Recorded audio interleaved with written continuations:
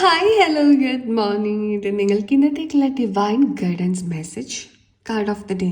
നിങ്ങളുടെ മനസ്സിലുള്ള ഒരു തോട്ട്സ് എപ്പോഴും പാസ്റ്റിലുള്ള എന്തൊക്കെയോ കാര്യങ്ങളെക്കുറിച്ച് ചിന്തിച്ചിങ്ങനെ സ്റ്റക്ക് ആവുന്നുണ്ട്, സ്ലോ ആവുന്നുണ്ട്. ചില ഇൻസിഡൻസ് ആയിരിക്കാം, നിങ്ങൾ ഹേർട്ട് ചെയ്തിട്ടുള്ളതായിരിക്കാം, അല്ലെങ്കിൽ നിങ്ങൾ കൺഫ്യൂസ്ഡ് ആവുന്നതായിരിക്കാം, അതല്ലെങ്കിൽ ഒരു ചോയ്സ് മേക്ക് ചെയ്യേണ്ടതായിരിക്കാം. എനിവേ ആ ഒരു സിറ്റുവേഷനിൽ നിന്ന് മൂവ് ഓൺ ചെയ്യേണ്ട സമയമായിട്ടുണ്ട്.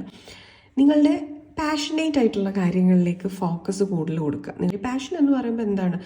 24 മണിക്കൂർ നമ്മൾ ചെയ്തു കഴിഞ്ഞാലും മടുക്കില്ല എന്ന് ഉറപ്പുള്ള ഒരു കാര്യമുണ്ടെങ്കിൽ അതാണ്.